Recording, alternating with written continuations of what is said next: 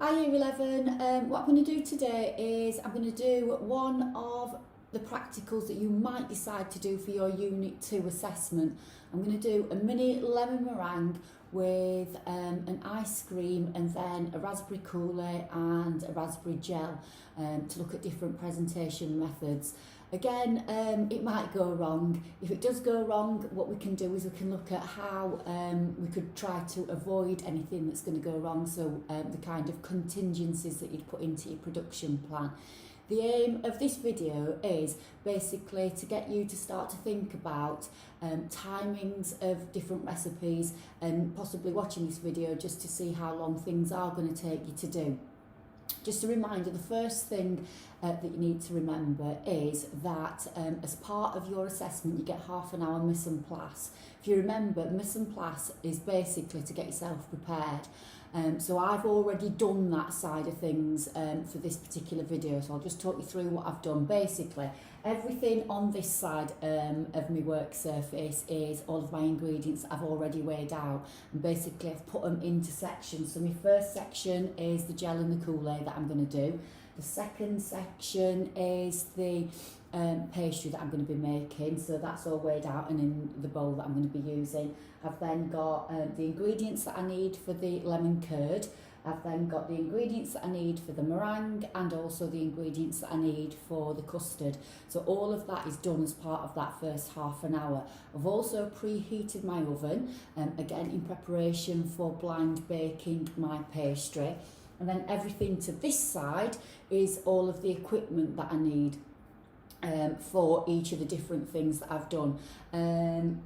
Again, what I've also done is I have pre-frozen my ice cream maker, and basically you need to have done that sort of 24 hours before you're making ice cream. And again, that would be something that we'd plan to do as part of our assessment. So if you knew that you were going to be making ice cream, it'd be put into the freezer the day before so that that was ready for you. Okay, so I'm going to get started now. I'll try my best to be able to move around a little bit so that you can see what I'm doing.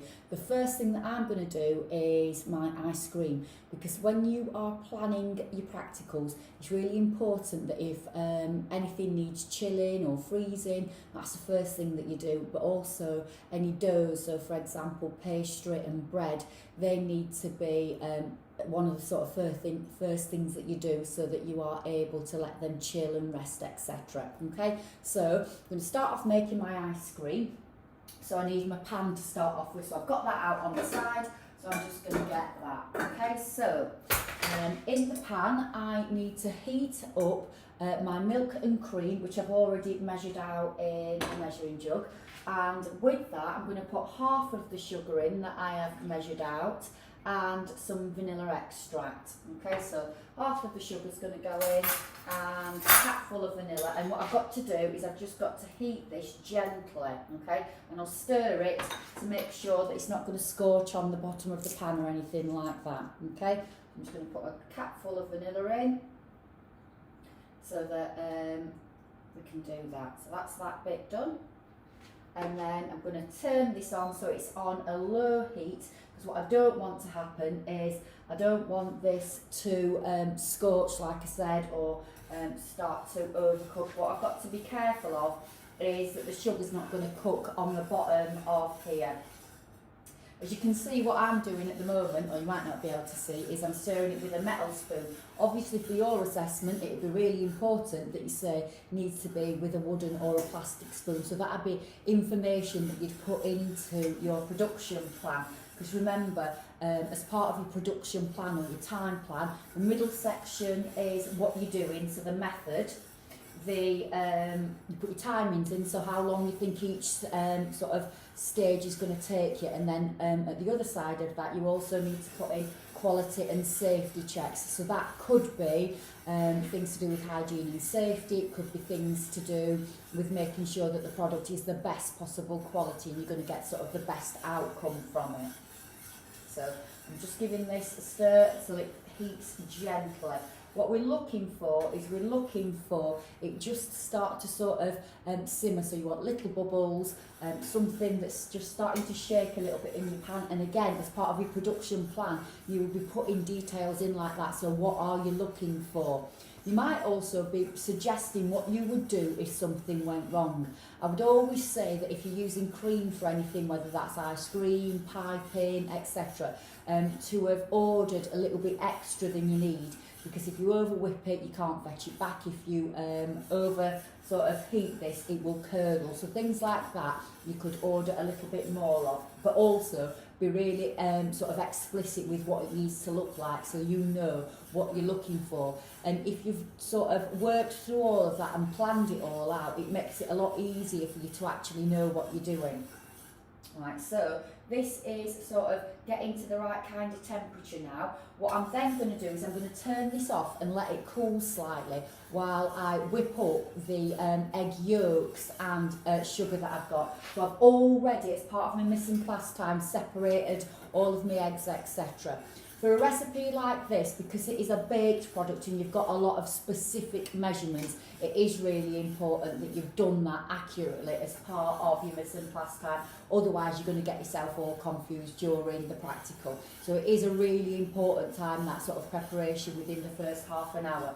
Don't panic if you've not got it all done within the first half an hour, because obviously you've got another 3 hours to do your practical. It might be that you use another 15 minutes, 20 minutes into that time, making sure that everything is sorted and prepared, because actually that time is really, really well spent doing that.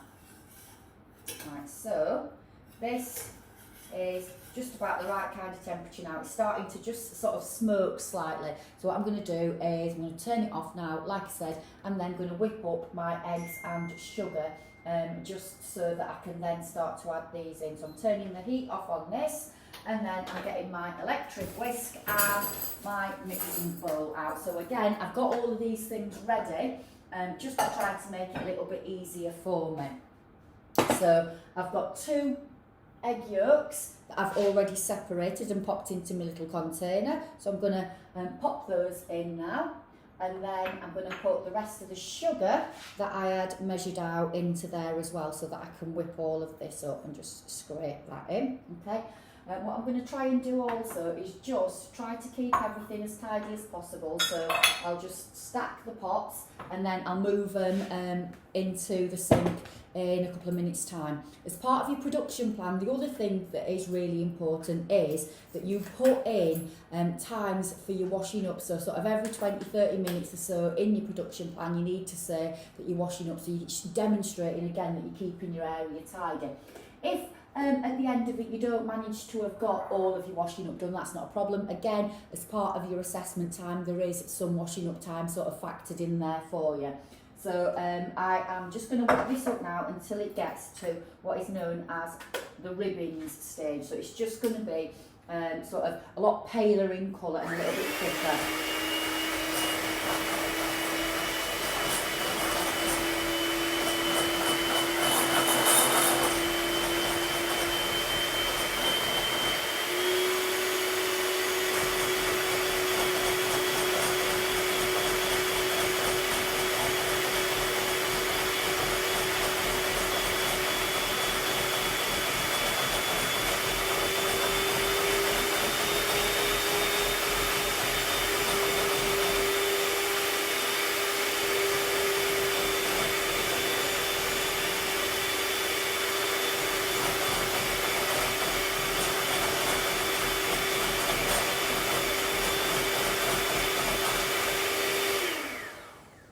So what you're looking for is, like I said, a much paler appearance, and it leaves a ribbon, so it basically means that it leaves a little bit of a trail on top of the mixture. Once you've got it to that stage, what you're then going to do is you're going to transfer that cream and milk mixture into there, but you've got to do it gradually because your milk is warm, and therefore if you're adding milk into it straight away, it's going to curdle it. So again, that would be something that you'd be putting onto your production plan to make sure you were gradually adding that liquid to avoid it curdling. And another way to avoid it curdling is if you whisk continually as you're doing it. So as I pour it in, I'm going to whisk it so that it doesn't curdle too much. So I'll just get my whisk going, and I'm just going to gradually add it.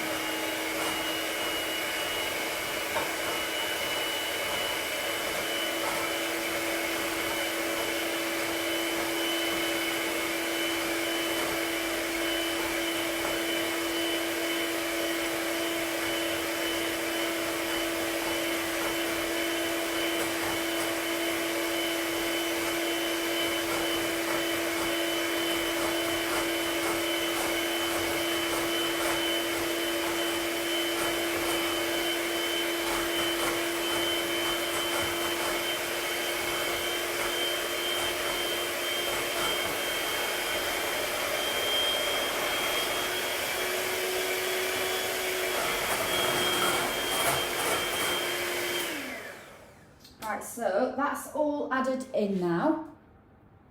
So I'm just going to pop that to one side, and I'm just going to turn this on again because it keeps going off. So I'll just make sure that we are thoroughly signed in. Otherwise, we'll have had it. Here we are, we're back on. So I've just popped my whisk to one side. I will need the whisk again a little bit later on, so I will need to wash it in a little bit. I've now got all of the custard ingredients in there. So I've got my whole milk and cream. I've also got sugar and 2 egg yolks and some vanilla in there. What I've now got to do is I've got to heat it up a little bit. So this is going to go back into the pan, and I'm just going to gently heat it till it just starts to thicken. Right? So I'm going to tip all of that back in. Again, I'm now just going to stack all of these pots to one side so that we can keep ourselves tidy. Right, so I'm not disappearing, I'm just, I'll be back in a moment while I'm back.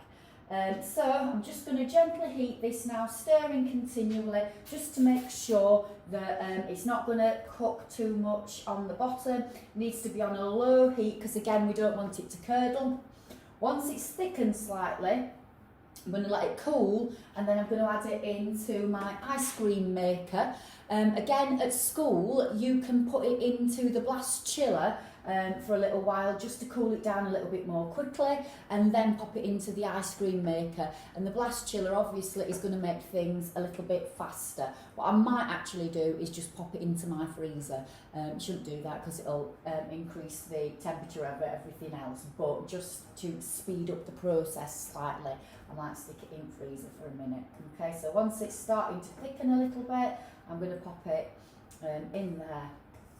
So I can, all I'm doing is I'm feeling for it starting to coat the back of my spoon. Once it's doing that, then I know that it's thick enough for me to be able to turn the heat off. Okay, so this is the first stage of the custard making process, and I'm just doing a vanilla ice cream today, but if you wanted to add flavourings into it, you could do. Okay, so you could have made a Kool-Aid first, say for example, and then pop that into the ice cream maker with the custard or the ice cream that you're making. Right, let's see if that's thickening a little bit. Yeah, I'm just going to turn it up slightly while I'm doing this. So what you can do is you can have a look at the bottom of the video and see how long some of these things are taking me, and then you'll be able to put an accurate time onto your time plan and know like sort of how long these things are going to take. Right, so that's starting to thicken now, I can feel it on the bottom. I don't want it to curdle, I just want it to thicken. That's a little feel. Not quite right yet, just going to turn it up a little bit more. And then we're ready to go.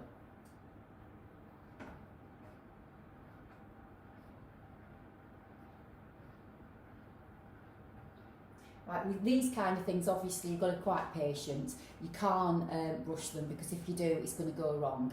If at any stage within your assessment anything does go wrong, don't panic about it.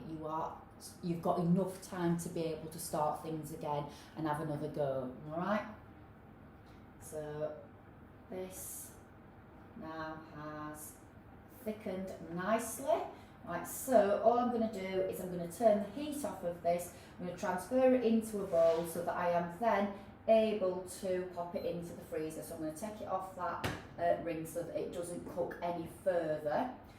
Take my spoon out of it and just pop it into a bowl or into my measuring jug so it's suitable to go into the freezer. So I'm just going to pour this in and then stick it in top of the freezer to cool a little bit. And again, I can now put this pan on the side of the sink. So this is going to go in my freezer and chill down a little bit so that I can then pop it into my ice cream maker. The next thing that I'm going to do then is I'm going to make the Kool-Aid part of, in fact I'm not, or am I? No, I'm going to make the pastry, sorry. I'm going to make the pastry so that that can then sort of chill, and then I'm going to make the Kool-Aid. All right, so the next thing that I'm going to do is I am going to make the short crust pastry that's going to go on the bottom part of the lemon curd. So Again, in my bowl, I've already got 100 grams of plain flour and 50 grams of margarine already weighed out. When you're making pastry, obviously, you are doing the rubbing in technique. So all I need is just need a knife to be able to cut up my margarine first into chunks. And it's better if you're using hard margarine or butter. And then I'm going to rub in using fingertips and thumbs until I get that breadcrumb-like texture. Again, as part of your production plan, you need to be putting that specific information in there. So what does it need to look like? Okay, so lifting, rubbing and squeezing until I get those sort of breadcrumbs in there. Once I've got the breadcrumb-like texture, I'm going to bring it together into a dough. And the reason I've done this bit next is because I want my pastry to rest or chill. So what I'm going to do is I'm going to roll it out and line my pastry case, but I'm then going to refrigerate it for a little bit so that it can chill and relax. Because as you are making pastry, what basically happens is you stretch the protein or the gluten that's in your flour. And you want it just to relax a little bit, because what you don't want it to do is to shrink back when it's in the oven cooking, okay? So must apologise, it's a little bit dark tonight, so I've got the lights on so that you can see what I'm doing a little bit better. Right, so I'm just lifting, rubbing, squeezing until we get that breadcrumb-like texture, and then I'll add a little bit of water into it to stick it together, and then I'll use my rolling pin to roll it out. I've used butter today just because it's got a little bit sort of a richer taste to it. It's a little bit more luxurious, but you can use hard margarine, and actually hard margarine makes it a little bit easier to rub in. Alright, so shaking your bowl means you can check to see if any big lumps are left in it, and you can rub those in because they will come to the top, so it makes it easier for you then to rub that in a little bit. Alright, so I've just got a few lumps left to rub in, and then I can stick it together with a little bit of water and then roll it out. Okay, I've got a bit of spare flour on the side as well, so thought about that in preparation for rolling out, etc.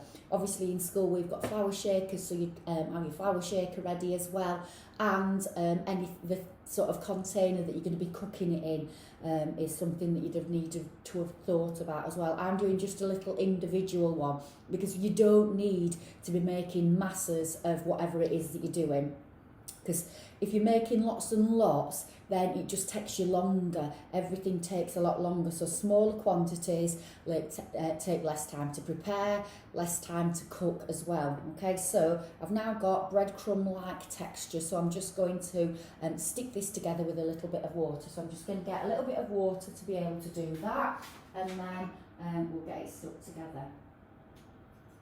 And so all I'm doing is adding a little bit of water in at a time, so it is important that you do this gradually to make sure that it isn't too sticky and difficult to handle. So a little bit of water at a time, and then just press it together. So I'm just using my knife to bring it together. So again, as part of your production plan, you have to, at the start of it, have said what equipment you're going to be using and what ingredients and quantities you're going to be using, because that's really important for an effective practical. If you've thought through every single thing that you're doing, it means you're more likely to be successful. So that's coming into clumps now, so I now can get my hand in and bring that together. So I'm just going to move my water out of the way so I've got a bit of space, and just gently bring it together. Right. So at this stage you could chill it, but like I said, I'm going to roll it out first and then chill it, so then that's sort of one less job to be done because the pastry's then rolled out already. Okay, so I've got my pastry. I'm going to move my bowl out of the way, get my rolling pin and a little bit of flour to be able to sprinkle on the side. I've got that sprinkled on the side, literally just working it to bring it together. Don't overhandle pastry. If you're kneading pastry, then that's definitely going to be sort of you losing marks, because it's going to lead to a tough and grey looking pastry, which is something that you don't want. What you're looking for is for your pastry to be rolled out to about 1/2 centimetre thick. I've used 100 grams of flour and 50 grams of margarine here, which is way more actually than I need. But again, in terms of contingencies, I'm making a little bit extra pastry just in case, because pastry can often crack. So if I've got a little bit extra, it's basically sort of checking that I've got enough. Right, so I've rolled it out so it's about 1/2 centimetre thick. Now I'm going to get the container that I am going to cook it in and get it lined. So I've got my container ready with my equipment, and I've just got a little individual sort of pie dish that I'm going to use. When you are putting pastry into something, so roll it onto your rolling pin, put your dish underneath it, and then you can sort of tuck it into the pie dish. Okay, so I'll just get that tucked in nicely, and I'm not going to trim it off at this stage. The reason I'm not going to trim it off is because, like I said, I want it to relax and it might spring back a little bit. So I'm just going to push it in at the minute, and then I'm just going to put it in the fridge to chill, and then I will sort of trim it off at that stage. But I'm going to trim it off with my scissors so that I can do a little bit of fluting as well. Alright, so I'm just going to let it cool and relax at this stage, and then I'm just going to wipe my side down so that I'm keeping the area as clean as possible, because that's something that you also need to be demonstrating that you're doing. I'm just going to stick this in the fridge for a little bit, and then I'll get it out again in a couple of minutes time once I've done the next stage. So I'm giving everything a quick wipe down so that we're keeping the area as tidy as possible, and then moving on to the next stage. So what I'm going to do now is I'm going to do my coulis and gel, which are both going to form part of the sort of presentation of the meringue and ice cream. So it's how I'm going to help to plate it up and make it look a little bit sort of fancier. I'll just give my hands a wash as well, and then we'll get on with the next stage. Just dry them. Okay, here we go. Right, so the next thing that I'm going to do is, like I said, make the coulis. So I need another pan, which I've got out, and I'm going to use some raspberries that I'm just going to cook down until they are a little bit mushier.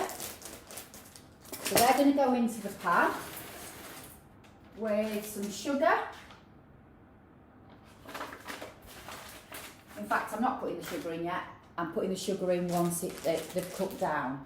So I'm going to turn that on and just let them mush down, and then put the sugar in after.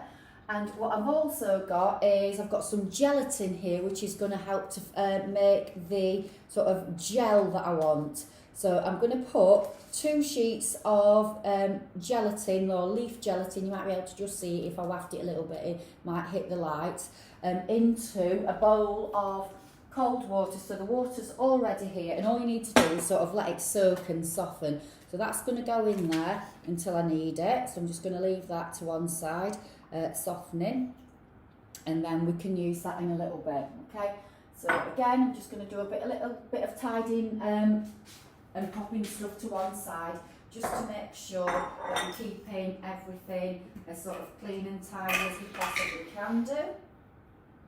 There we go. So I've got a little bit of sugar there in preparation for the next little bit, and I'm just going to be now sort of mushing this a little bit, just so it can start to soften and cook down. Once it's softened and cooked down, what I'm going to be doing is I'm going to be putting it through a sieve so that it's nice and smooth, and part of it I'm going to put to one side for sort of drizzling on the plate. The other bit of it I am going to combine with the gelatin that I've just started to soak, so that we then end up with a gel that I can hopefully sort of cut up into cubes and use to decorate the plate as well. Right, so this is just starting to cook down. At this stage, if you were cooking this down gently, you might have time to pop in a little bit of washing up. So it might be that you wash your beaters or you wash your bowl, etc., to be able to sort of do the next stage of things. Right, so what I'm just going to do is, while that's softening, just quickly wash my beaters, because I've only got one pack of set of beaters to be able to sort of do that with. So they're washed in preparation, so that we can move on to the next little bit. Right, so I've got those ready for the next part of it, so I'll pop those to one side so that we know that we've got everything ready. Right, so we'll have a little bit of a look at this now. Is it starting to soften down? Yes.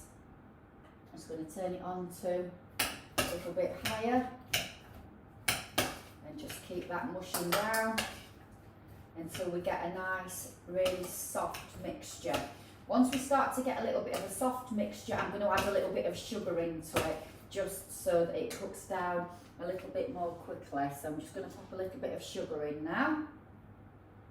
That's going to go in, and that will help sweeten it and get rid of any sort of tartness that's in the berries. So I'll pop that to one side so we're tidy, and give this another mush round. So this is starting to cook down lots now and get much mushier sort of in its texture.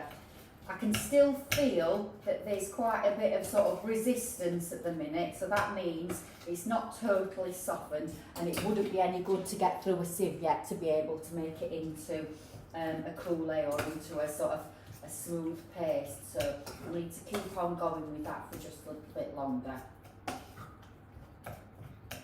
Right, let's get in there now though.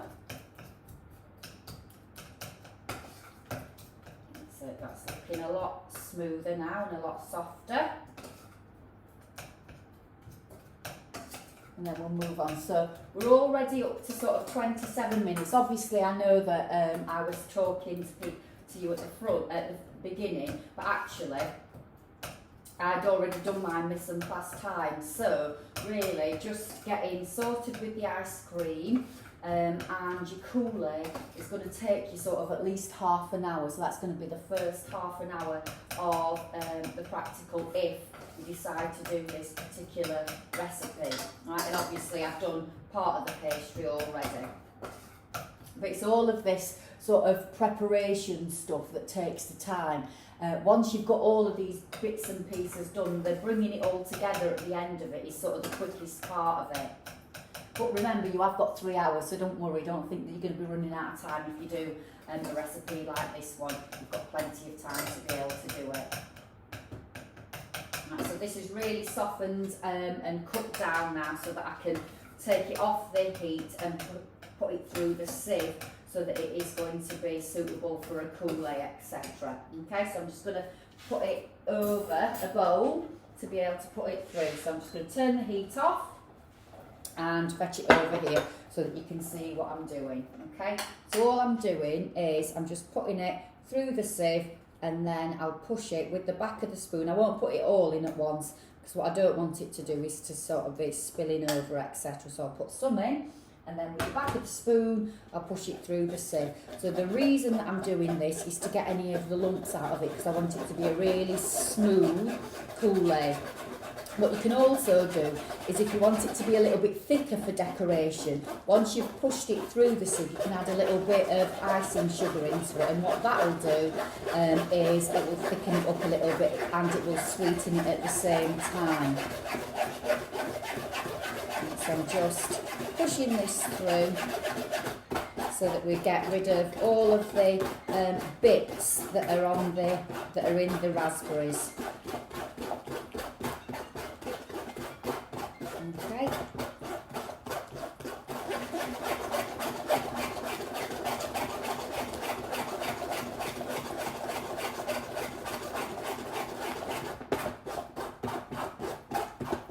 Right, so that's all coming through, so I'm just going to get rid of this little bit in a minute, but I'll pop the rest of this through first, and then I'll just pop that into the bin so it's out of the way. So we've got the rest of the raspberries coming through.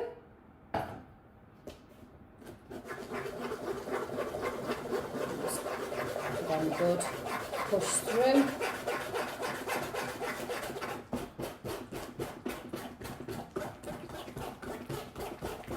So we've got plenty of it. We've got a bowl full really.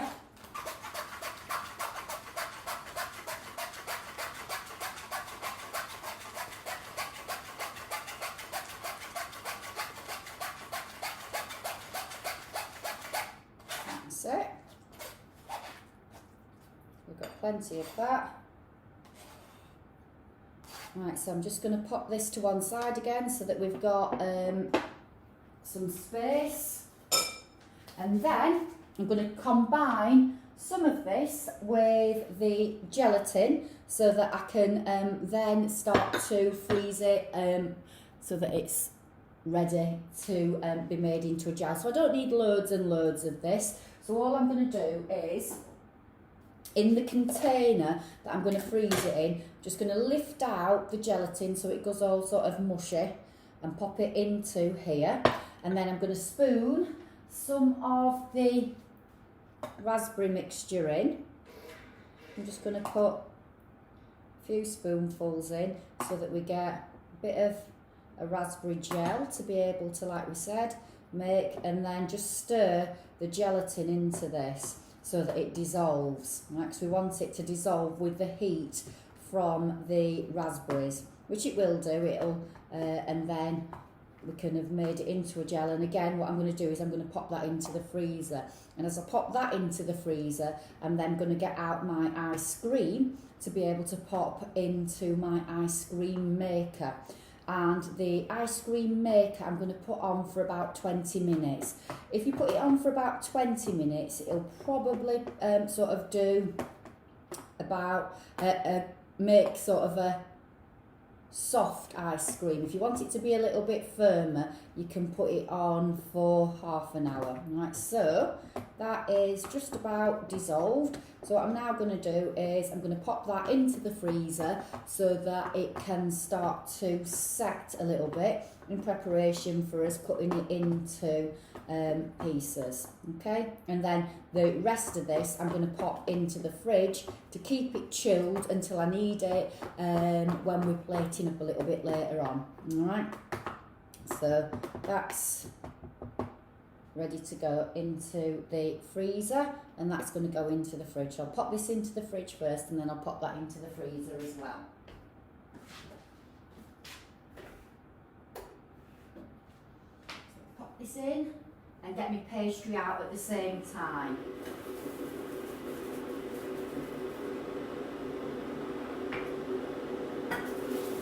Go.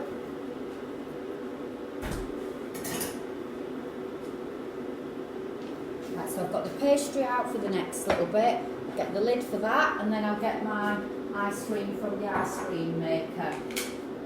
Right, so I'm going to turn my ice cream maker on now. Like I said, I want it to be about 20 minutes.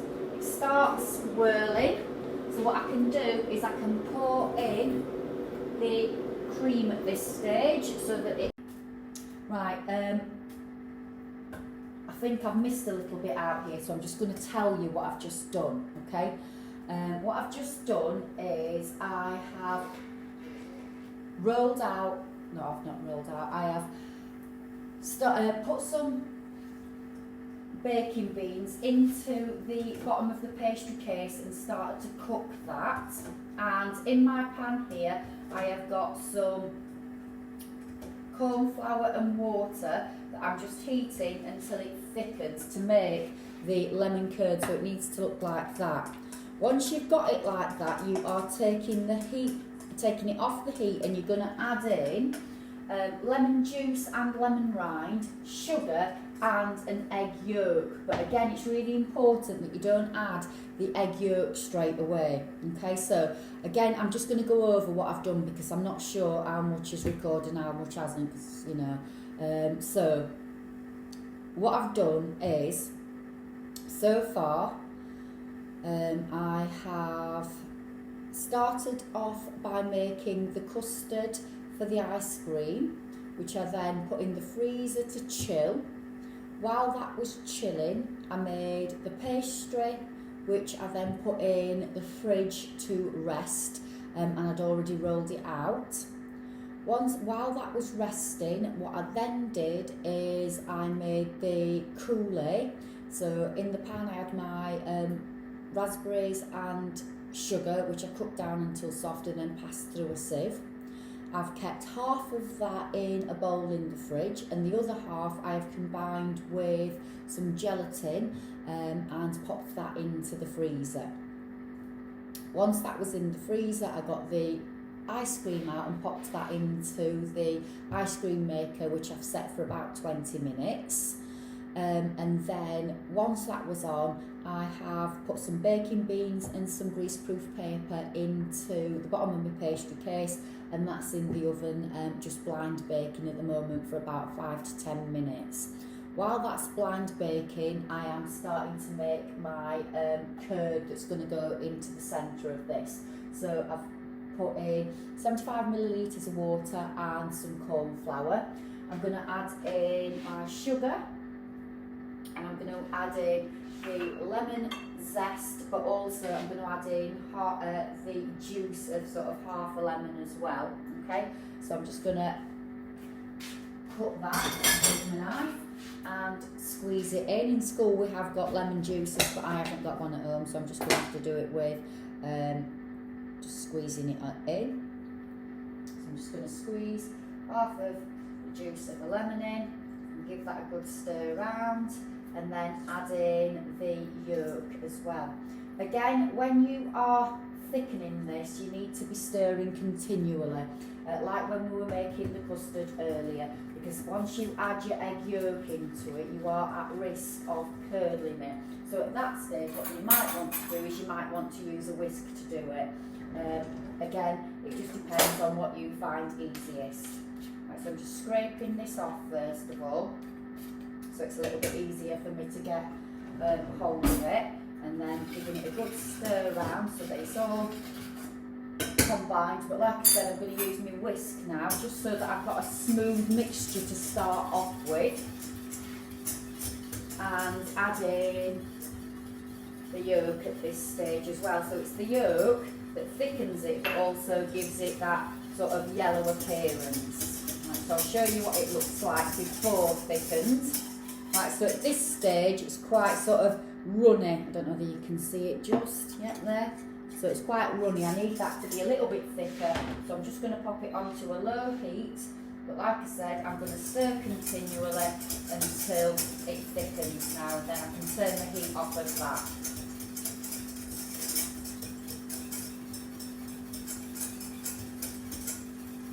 Right, so again, you don't want this to curdle, so it needs to be on a low heat so that you don't end up curdling it. I think the ice cream looks like it's starting to thicken a little bit now. Hopefully it's going to.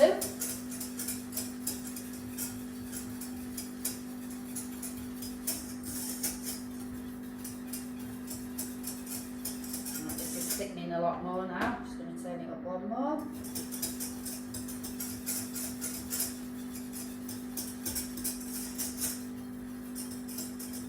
So to my arm now, this whisking.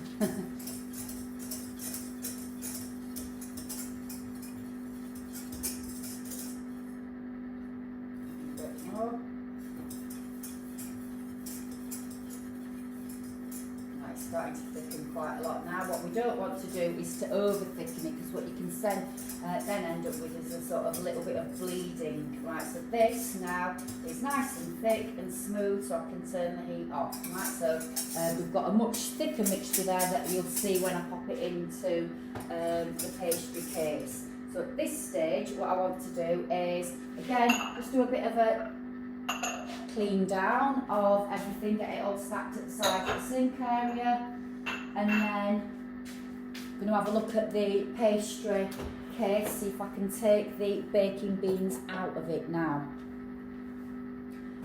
So I'm just going to lift these out carefully. Right, just in case the video did stop when I was doing this, before I put this into the oven, what I also did is I fluted the edge of the pastry so that we've got sort of a little bit of a fancy appearance to it. So I'll show you what that looks like. I'll just pop these back in here so that they're out of the way. So just a couple of the baking beans. Just get my oven gloves so that you can see what it looks like. Right, so you can see that it's got some sort of fancy edging to it, because I want this to be really sort of crispy. Once I've taken the baking beans out of it, I'm just going to pop it back in just for a couple more minutes to make sure that it's going to be crispy when it comes out of the oven at the end of it. So that's going to just go back in for a couple of minutes without the baking sheet on it, so that it just crisps it up slightly. And then the final thing that I need to do is I need to make the meringue for sort of the top of the lemon meringue. So I need my electric whisk back, which if you remember earlier I washed my beaters for. And it is really important that when you are doing anything like a lemon meringue, your beaters are nice and clean, as is your bowl. Otherwise what's going to happen is you're not going to be able to whip it up, because it doesn't whip up if there's any fat on anything that you're using. So it is important that your beaters are nice and clean. So I'm just giving them a quick wipe down now to be on the safe side. So they're going to go back in here. And then I'm going to whisk up the egg white and then gradually stir in the sugar that I've got, okay? So I'm not sure whether my electric whisk will reach this far, but we'll see. If it won't, I'll just do it on this side. No, it won't quite reach, so I'll just lift it up and do it. I'm looking for what is known as soft peaks when I'm doing this. So I'll just get that turned on.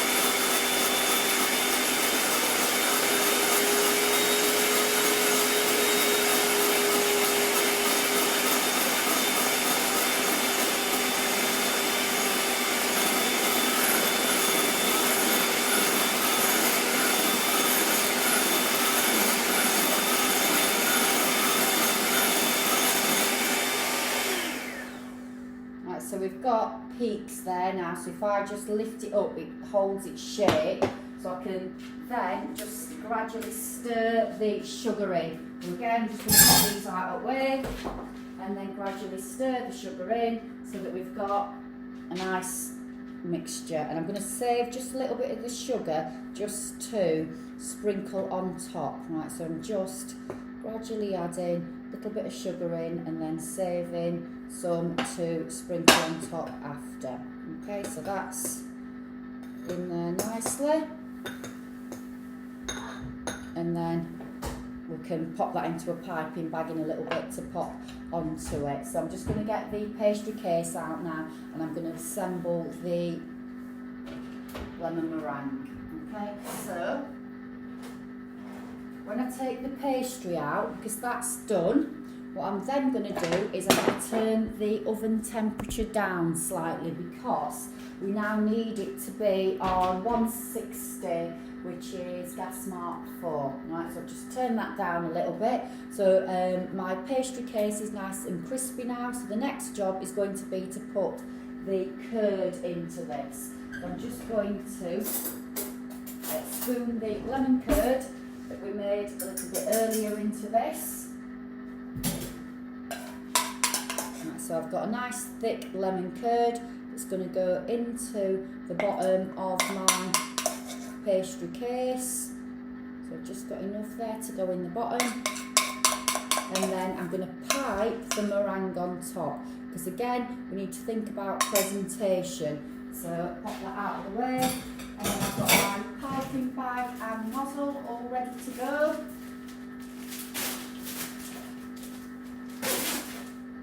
So nozzle into the piping bag,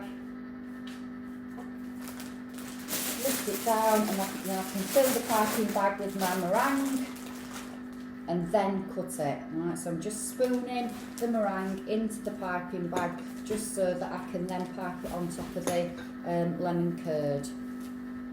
Right. So I'll just move the bag up a little bit now just to make sure that I can get some more into it, and then I can use the the scissors to cut it at the edge. If you are piping, then you're probably going to need sort of 2 egg whites just to make sure you've got enough, because it doesn't go quite as far when you're using a piping bag. Right, so I'm just going to squeeze that down a little bit now and then snip off the edge so that it's ready for us to use. Just get my scissors, snip off the edge and start piping. Right, so I can do some big peaks to be able to then put a little bit of sugar on to go into the oven. There we go. So I've got some peaks, sprinkle sugar on.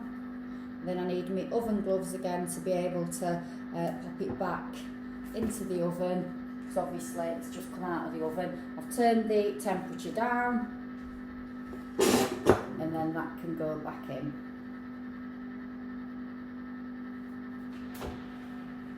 So what we're looking for is for it to be nice and golden brown, okay? So again, at this stage, you'll be able to do a little bit of tidying up because you've got a bit of time, and you can get ready to start sort of plating things up a little bit, okay? So I'm just going to have a look at our ice cream. We've got sort of another couple of minutes left on that one. I think we're going to need to put sort of another 10 minutes on it just to make it a little bit sort of firmer in order for us to be able to plate it all up. What we're also have got is, let's check on his gel, see if we're nearly there with that. That is a little bit sort of longer in terms of getting that to set. And then the other thing that we've got is we've got our Kool-Aid all to come together. So it's going to be sort of another 10 minutes now, with the meringue taking sort of 5 minutes to brown off. The ice cream being another 10 minutes in terms of its setting, and then same with the gel, and then the Kool-Aid's ready to go. So what I'm going to do now is I'm going to turn the video off, and then I'll attach the photograph of this being plated up with this video, so that you're not waiting another 10 minutes for everything to be done. But like I said, this 10 minutes now that you're waiting can be starting to do your tidying down, etc. And then like I said, I'll put the picture of what this looks like on with this.